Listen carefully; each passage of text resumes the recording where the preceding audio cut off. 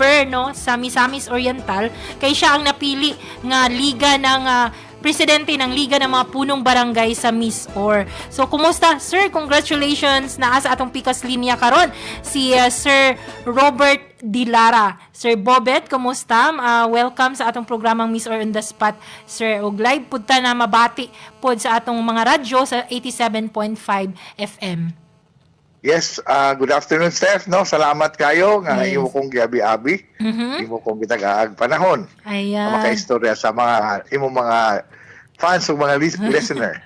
Ayan, welcome May sir. hapon. May hapon. Welcome sa atong programa. Si Sir Bobet, murag bag-o gyud nino nga responsibility na pod isip bag-ong miyembro sa sangguniang panlalawigan. Sir Bobet, kanus sir ang eleksyon sa Liga ng mga Barangay og nagharos bagyod na ikaw ang gipili sa 25 ka lungsod og syudad. Yes. Dako ako pasalamat sa Ginoo. Steph kay wala ni oppose nato no. So wala ni file lain sa Misamis Oriental, so nahimo katong very successful na election kay wala man tay kontra kung masasabi di saya pang istorya. Wow, wagi kontra. So tanan nang ni haros gyud murag dili na gyud kinahanglan og ayan mag-effort pag yun bitaw. Yes.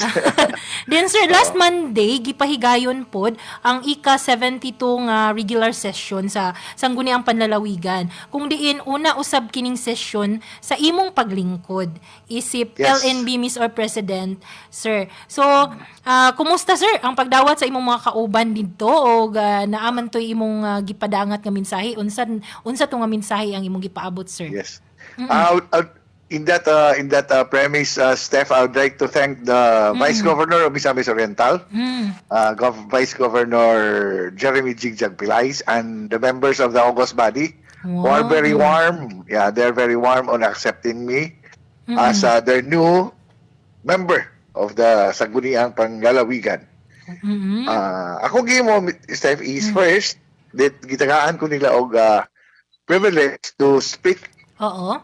No. First is akong gi-present akong credentials. I gave them the certificate of canvas. I gave them the oath of office, which ang akong oath of office is administered and was signed by Mayor Clarix Uy of Cagayan de Oro. So dito akong isulti nga I think I am makatabang ko sa Sangguniang Panlalawigan kay I've been a member of the Sangguniang Panglunsod of Ingog City for 11 years. So I've been a barangay captain for 11 years, meaning sa akong huna-huna, sa akong kapasidad, nakatuwa ko nga makatabang ako sa pagpanday sa mga balod noon bahin sa mga barangay sa MISOR. Wow. So, ayan. So, sayod ta BM, no, nga bugat nga responsibility ang imong gihuptan. Labi na nga mukabat 400 yun kapin ka mga barangay ang naa sa lalawigan sa Misamis Oriental. Unsay una nga mga programa, sir, ang gusto nimo tutukan alang sa atong kabaranggayan o mga solusyon nga imong nahuna-hunaan nga buot nimong ipapasar diha sa ato sa SC? Yes. Steph, to be exact, there are 424 Yes, sir. barangays in Misamis Oriental, no? Ang first and foremost for me, which we already did in Hingoog when Governor Peter Onabia was still the Vice Mayor of Hingoog, napahigayon kami og barangay development planning. No?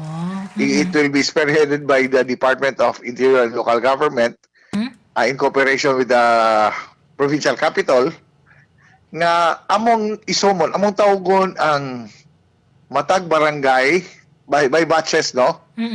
Tawgon sa DILG ang matag barangay sa Misamis Oriental. Dili lang ang barangay kapitan, kundi uban ang council. Ayan. No?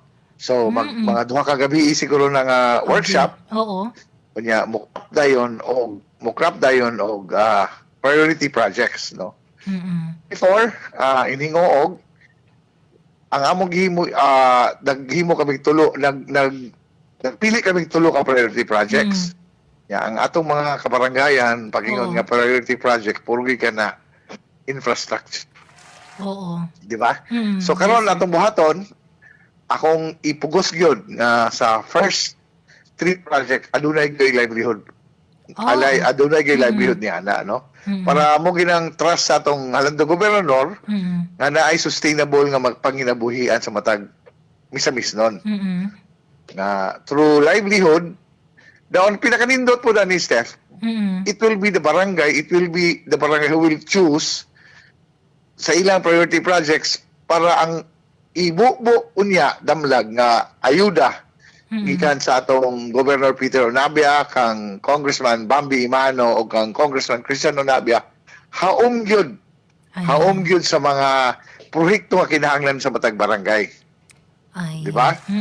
It was experienced before in my city, in Hingoog City before, sa unang administrasyon, na practice yun ang magbuot sa proyekto ang mayor. Sila'y magbuot, so adunay proyektong ihatag or equipment nga ihatag sa barangay na dili magamit. Kay lagi, ang mayor may ang magbuot, ang chief executive sa anang lugar, mo rin mabuot sa iyang gusto ihatag.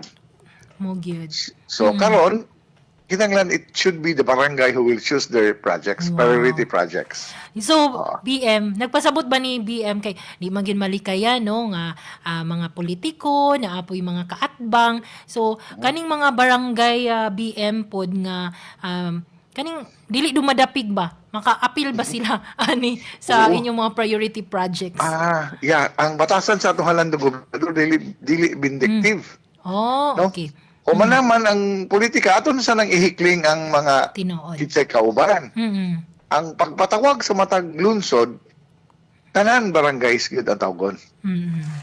Ni suportar ka man, wala, pero gamay naman ang sagay akong tanaw, kaubang Steph, ang mga barangay nga wala magsuporta. But maski na, ipatawag yapon. Ipatawag na ay mga mayor nga dili alayon sa itong gobernador, but ang mga barangay ipatawag yun. Okay. So, klaro kayo mga kamisor.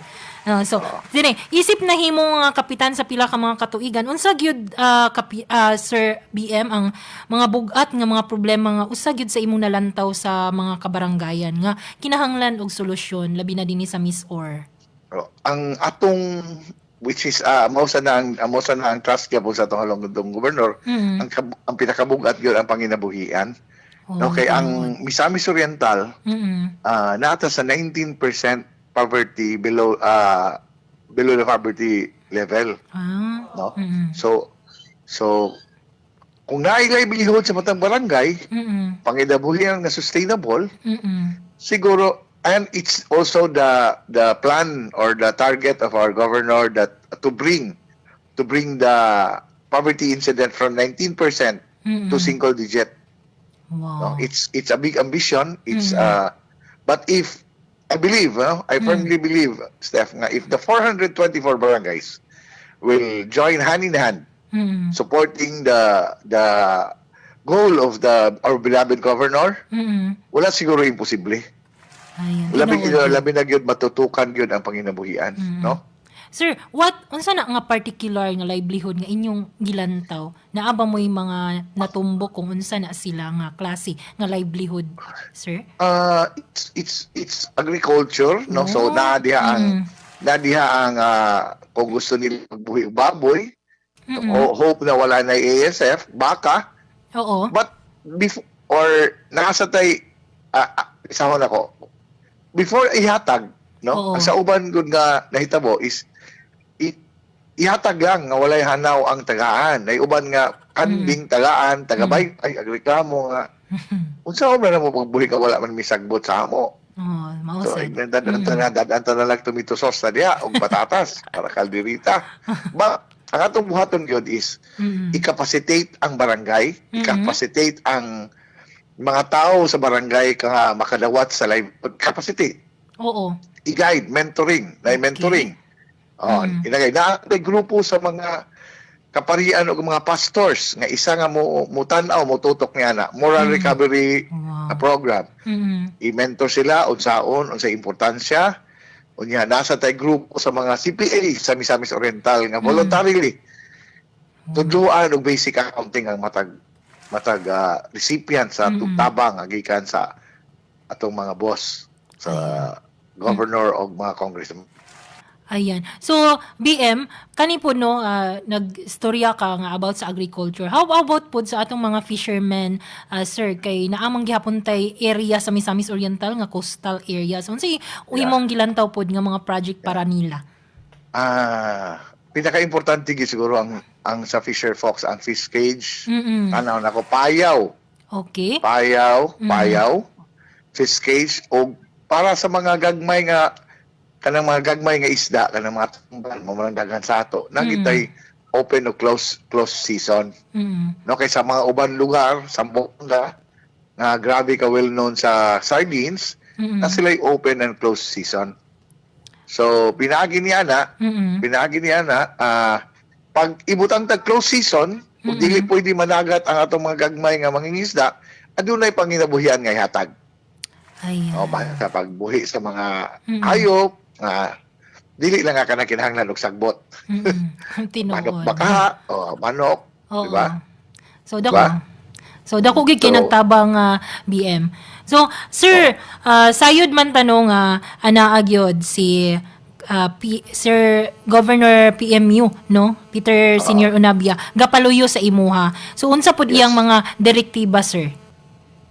Ang first yun niyang instruction sa ako is kanang pagahimuon nga barangay development planning. Oh, yan. Para gyud aduna gyud sundon, no? Anang priority adunay sundon, adunay design ang matag barangay.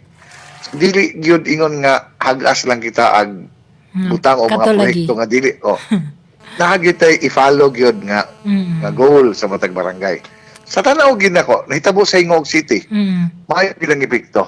Maayo ang epekto kang Mayor Eric Anyosa nga tutok kaayo sa proyekto.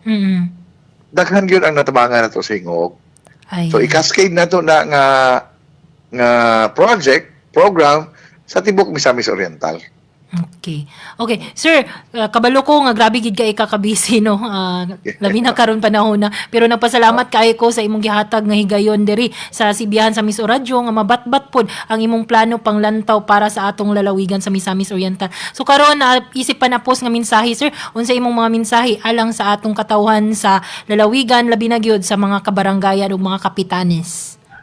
Okay, so before ko mo undang, I'll just take this opportunity to thank the barangay ABC presidents of all the municipalities and city for supporting my endeavor. No? And asa among gisabutan nga kinahanglan gid mi kinaptanay og kamot, no? Para gyud mapatuman og tinuod ang mga programa o proyekto nga ihatag sa matag barangay. So again, this is my first week in my service as a provincial board member. Rest assured that I will do my best. No? Dili masanta pwede magsaad, but sa kakugi sa atong gobernador, na dili matulog. Na uban po ko niya na. Uban ako kanunay, uban ako sa pagplano. Unya, dili gyud nato pod o sa tawag tagaan og hugak nga pagserbisyo ng atong mga katawhan sa Misamis Oriental. Daghang salamat po kanimo. Yes. Steph, salamat kayo. Dugay na ito nag-ila, no? Dugay na ito nag-ila tinuod yun. Mamaya na nga, ingon gid ko nga, patience is a virtue. Kay ni abot na gid naan na gid sa imo. Ang kani nga responsibility, Sir Bobet Dilara. Yet, and hopefully, if God's will, no? He's the only architect of the universe. I will be running also for regional level. Wow. If it's God's will, matag kahigayunan gyapon. Okay. Yes, So, BM Bobet Dilara. Salamat kayo, sir, sa imong panahon. Salamat kayo. Salamat mayo hapon ka natong tanan. Ayan. So, mga kamisor, inyong nabati, no, ang atong bag-ong liga ng mga punong barangay sa Misamis Oriental. So bago lang yun siya, isa ka semana lang nakalingkod. Isip bagong membro sa sangguniang panlalawigan sa Misamis Oriental, Sir Bobet Dilara, mga kamisor.